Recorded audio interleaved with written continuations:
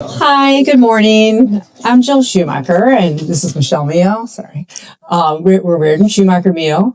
We're a custom design firm in Bloomfield. We've been in business for 24 years, and we specialize in new construction. And we want to thank you for coming this morning. We were very excited to get the opportunity to do this. It allowed us to go back and look at all of our projects. We realized that we sort of work in a linear fashion, and we sort of chucking forward all the time. And so it was really fun for us to be able to go back and look at our projects and sort of discuss and see why we made certain decisions and the path that we took. So welcome.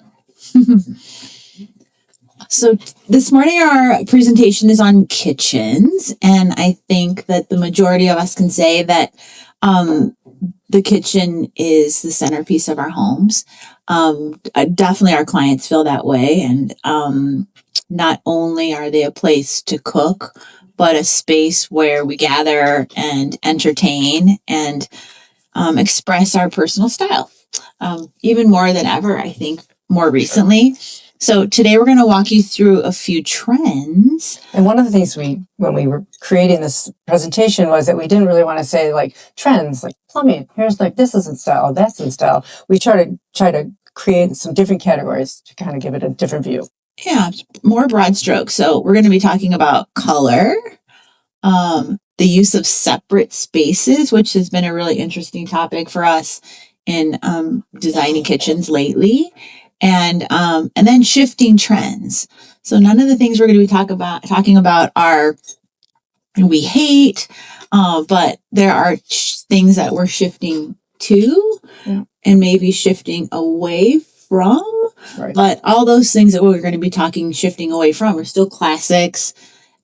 Just a different view, different angle. Exactly. Definitely. And then also, the screen is a little faded. So if you needed to see any of the images, some of the images are not ours, but if you wanted to look at any, you can look it up on our website. There will be a little bit crisper. Okay, so. Let's see. Color. What's trendy? Homeowners are taking bolder swings with kitchens, cabinets, walls, and ceilings. Current color trends fall into these three categories that we've pulled together: warm and earthy, nature-inspired, and deep and moody. We're going to start with warm and earthy. Yes, here we go.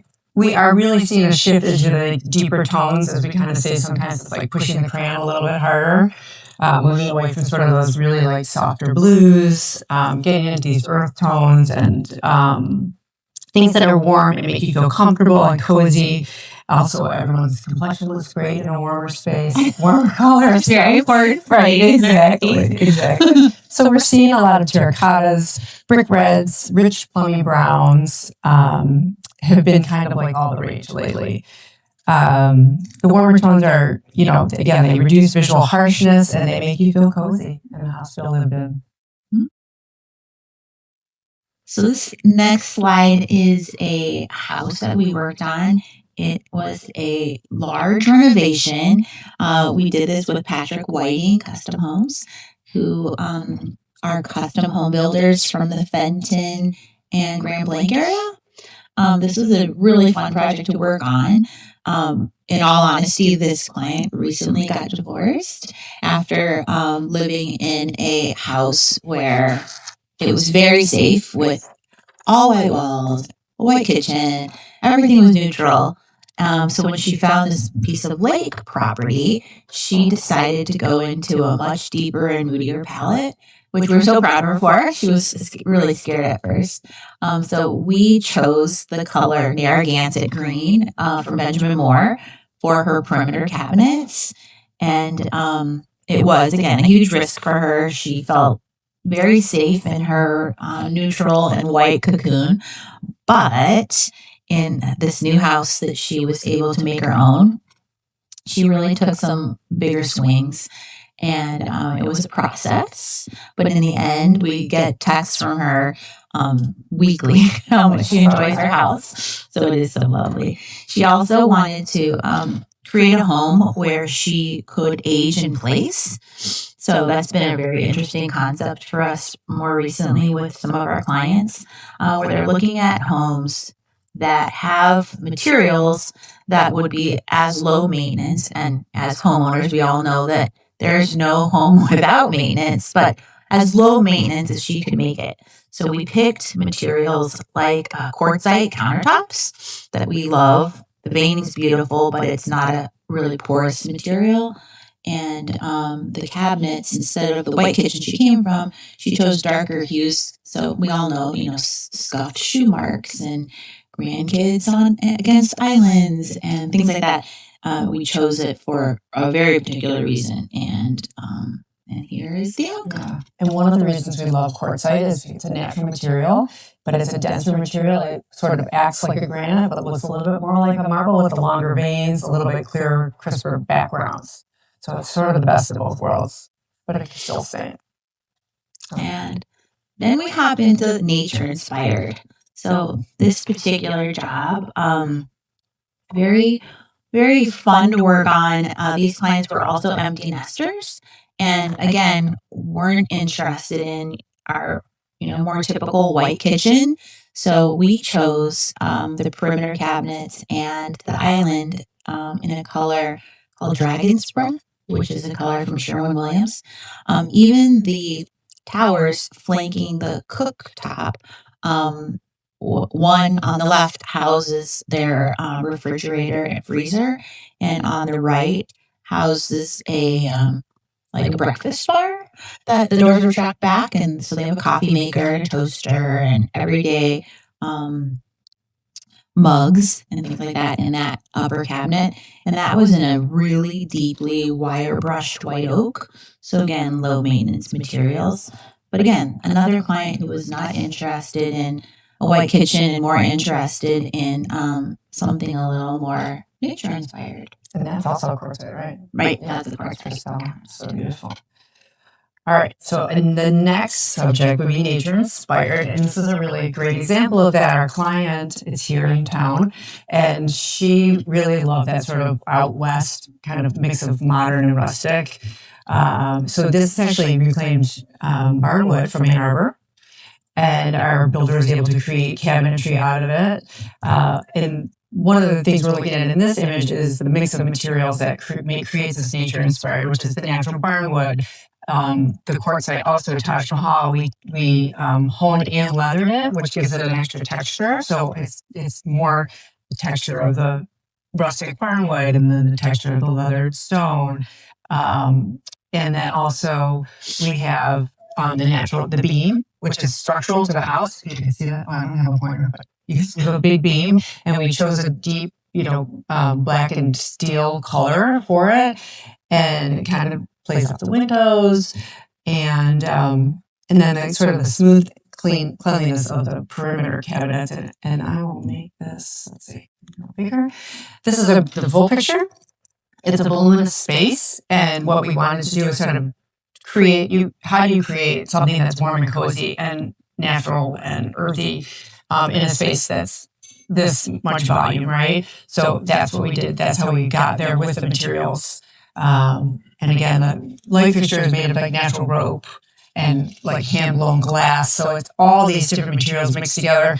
And I feel like we did create a great balance here because everything's not textured. Everything's not natural, right? The perimeter is everything's not smooth. Right, exactly. So you were able to get, and even the ceiling that's pickled, sort of, you were able to like connect all the dots there without it feeling too much, right? And when you're in the space, it really is prettier than the pictures even show. But the kitchen is a really grounding part of the home, and those materials, if maybe used in a small enclosed kitchen with 8-foot ceilings, would have felt way different. Right, just a little too intense, probably. Right, too much. So it's always about that balance that we're trying to hit. Okay. All right. We're on to separate spaces. Okay. So this is the next portion where we're talking about separating spaces, and this has become, I don't know, it's sort of on a trend, but also it's sort of changed the way we live now, right? People don't love a lot of extra clutter. We did kitchens with full open shelves, which gave me anxiety always, but people really wanted that that look because I think they saw it on like Housewives of LA or the Kardashians, and they have a lot of hope to make it look like that. Right. And so everyone was had everything on display and really didn't think of and those people truly maybe didn't cook.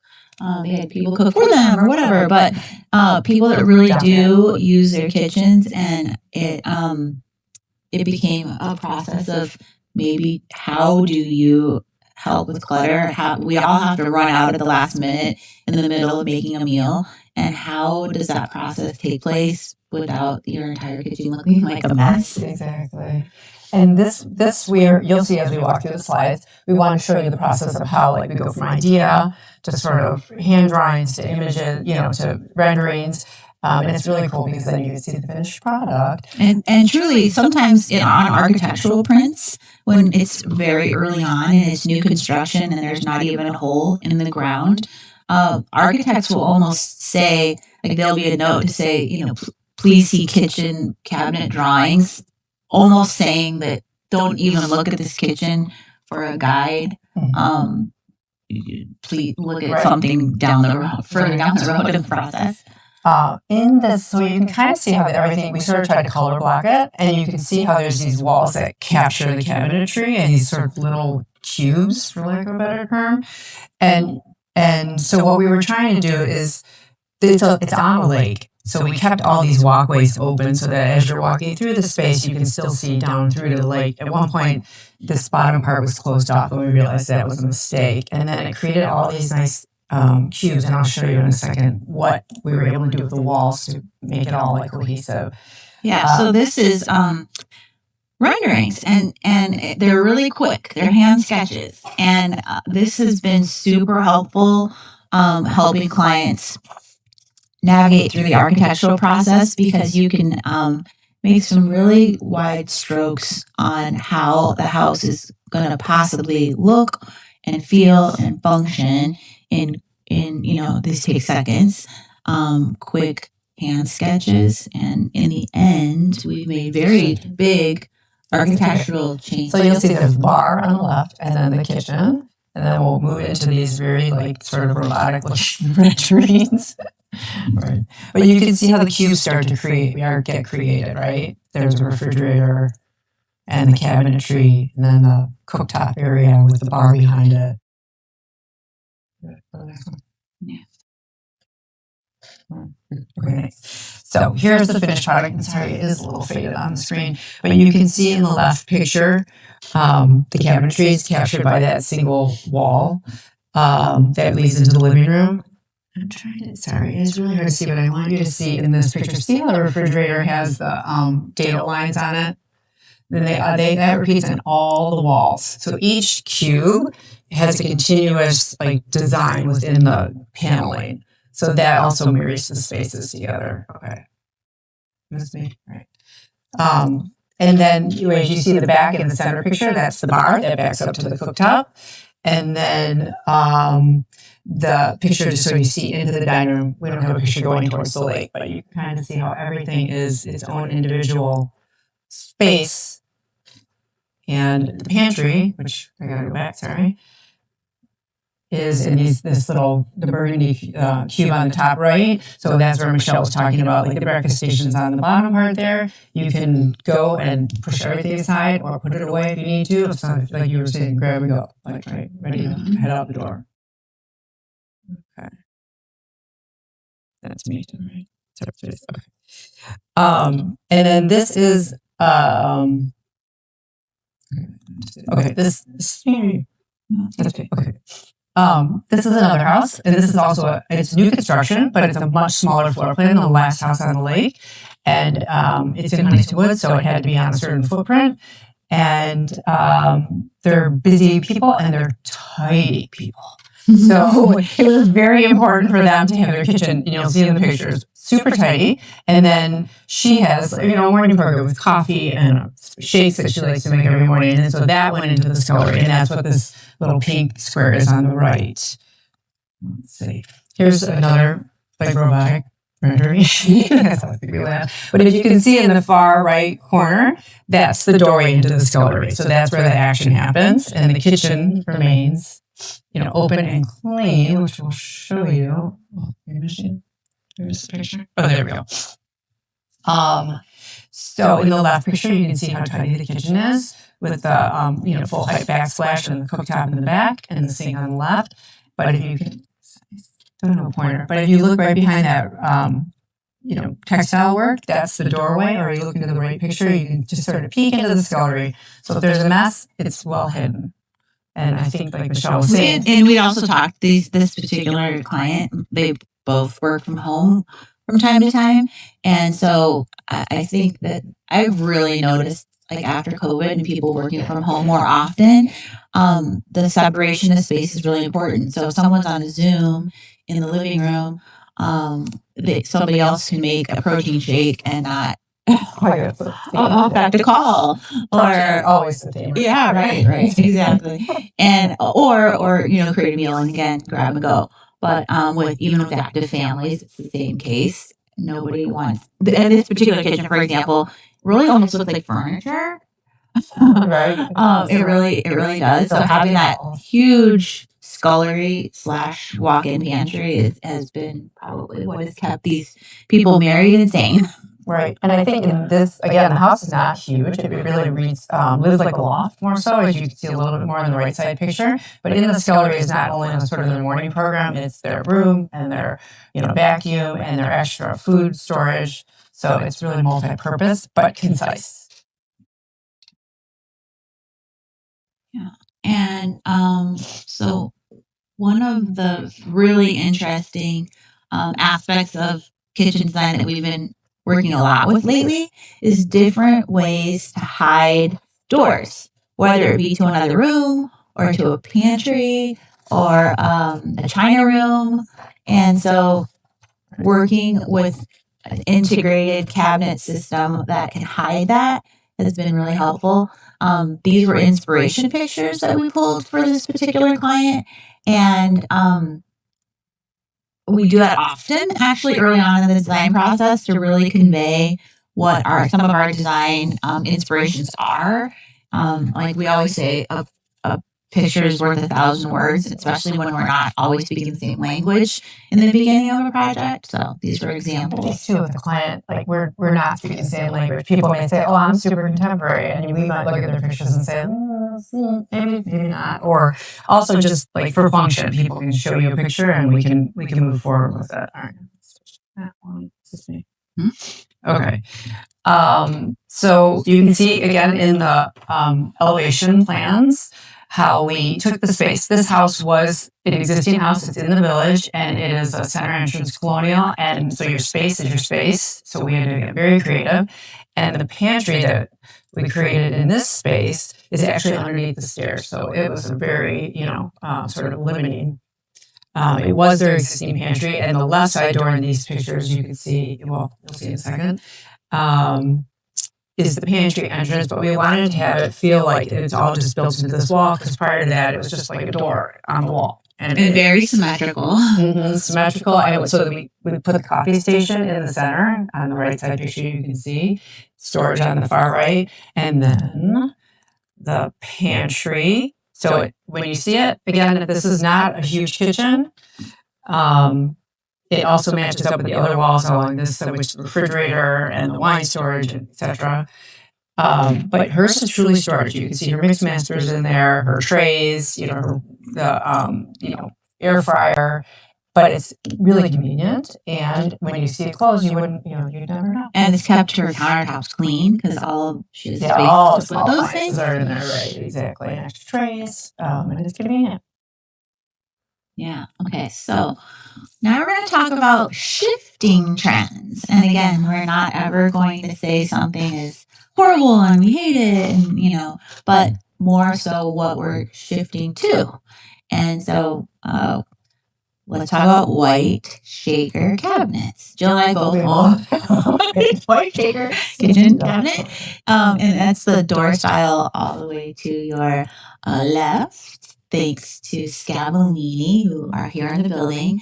But a trend that we see becoming very popular is incorporating a white slab door with a cabinet with more saturated color. So it's like classic, but then how do you update it, right? And make it your own. Yep. So here's the project where the two are combined. And this is not ours. This is Christopher Peacock. So if you don't know Christopher Peacock cabinetry, it's on the East Coast, and it's you should the ultimate. Look it up for sure. Yeah, really he's like the godfather. Phenomenal. Yeah, for real. Okay. And this is what we call, this is me. Yeah, this is what we call the shaker remaker. Because we've all seen a traditional shaker door, which is a 2.5-inch style and rail. And like Michelle said, we have them. But I still love my kitchen. Yeah. Is that, well, how do you play with it? How do you change it? How do you update it? And what we're seeing more is that there's like a chubby shaker where they change the style and rails to like 3 inches or more even. I think you can see that actually in this picture. A little bit in the lower cabinets, you can see that they like exaggerated the moldings. And so you can go thicker, which makes it a little bit like, chunkier looking, or sometimes a little bit weightier. You can put some heavy hardware with it. Or the shifting trend to like a thin shaker, a slim shaker, they call it. And that's on which is the second door. Yep. Once the lights go on, you can see those. The right side picture here. And this is becoming a very popular door, and it just kind of creates an updated look. Sometimes it creates a little bit cleaner, more modern look. And then also a slab door, which you can add chunky hardware onto, inset hardware. Fun with color. Yeah, contrasting knobs. Yeah, color. And so here is a shifting trend that we've noticed as well, and that has to deal with cabinet hardware. This particular client that we saw pictures from before, and picked a really deep, muddled blue cabinet off of the lake.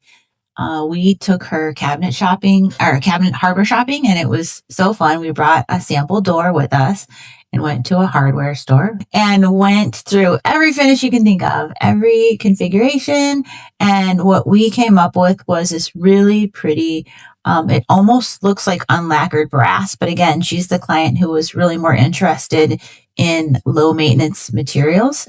So we found a really pretty, slightly brushed and antiqued brass hardware that looked, in my opinion, poppingly beautiful off of the dark finish. The warmth of that finish looked great with the deeper blue, but it was not a living finish, although it looked so fabulous. And it was a really beautiful custom order of hardware, but that's what we ended up with. So people are looking at finishes that are contrasting off their cabinets and are tending to pick finishes or at least be attracted to finishes that happen to be a little more old world and looking handmade. And also just to interrupt, but is like if you see on the tall pantry is like Michelle, they put cremones on, which are like the tall hardware. Again, feels a little bit old fashioned. It pops a lot more off the cabinet. Very English, fun look, right? And Michelle was talking about the hardware. The difference too also is lacquered and unlacquered. Unlacquered will be a living finish, so like you'll see on your doorknobs it'll start to turn brown, or if it is oil rub bronze, it'll start to turn back to the brass. And not everyone's really thrilled with that, especially if you're only touching it in one spot always, and then everything else is bright, and then your one knob looks like on the others. So that's something to think about and talk about. We've talked a lot about that with clients, just for expectations. Realistic, right? Yeah, nobody wants that phone call. Yeah. Okay, and then this shifting trend, which Michelle had mentioned a little bit earlier, are the open shelves, because they always look amazing. But the question is, what's practical, right? So you'll see in the picture on the left is a project we did in Telluride, and it's almost like a mix, really. The everyday grab and go, the bowls, the plates are on the right on these pretty metal shelves. And those get used more often. You don't have to worry as much about dusting. And then on the left side, things that some are used every day, and then some are not quite as often. And we also just decided to close it in. So it's a little dimensional change. It's, an interesting look, an opportunity to introduce some metal that kind of plays off the light fixtures and the other shelf and the windows and the hardware. And then adding also that walnut in there, some warmth. So. And for aesthetic purposes, obviously, it was a great choice. But for functional purposes, since it was a vacation home for family and friends to use, it might not frequent as often, it's pretty obvious to know where you can grab a cup to drink a glass of water. So that's dusting. Or a bowl You're for not a bowl living of cereal. Right. So that was a really nice way to keep the kitchen light and airy, but have great storage for everyone to know what they're looking for. Yeah, exactly. And the project on the right is a large lake house we did many, many years ago. And that is, it slept 30 people. And so that was a really great grab and go concept, was the open shelves, because there were, the bunk room there slept 12 children. And so there was lots of kids in and out with the cereal bowls and the pitchers for the table. And that made the most sense there, and also looked really quaint and cute. And then this was sort of, we were starting to talk about, when we started to talk about open shelving, we wanted to, look at the dishware and, your kind of everyday, what we just talked about, but also how does it function where you're cooking? And this is just like a very simple example of, you're in the zone. This is actually the other side of the kitchen that we showed you, that pantry. And just to have a simple little shelf made of the stone. This is that Cristallo quartzite also, where you can have oils, or you can have your salt cellars, your pepper mills, things, so that they're not everything. She doesn't have a ton of side countertop. So it gave her an opportunity to sort of lift things up a little bit. It looks cute, especially if you have pretty oils. And it's easy, Yeah, salt cellars, pepper mills, things like that. Exactly. And this particular client did like to cook, so it's easy to and accessible to her without getting into her upper cabinets and things like that. So I also think that it's always pretty to do a ledge in a kitchen like that, because it breaks up a tall, really almost simple wall. And even though the stone's really beautiful in person, it just breaks the dimension of that long wall. I think also going back to something Michelle said earlier, which was the volume of a room, whether, how many materials you use, how many textures do you use? This is a great example, because again, this is a house in the village. The ceiling is maybe 8.5 feet. And so we kept it very simple with islands white.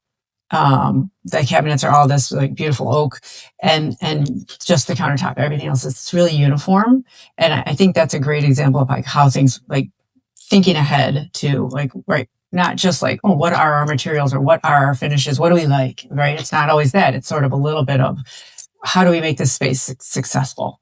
Yeah. I think, all in all, whether you have open shelves or a cool ledge like this, glass cabinets, everything out in the open, the majority of the people that we have been designing for are swaying away from high maintenance kitchens that are cluttered and hard to keep clean.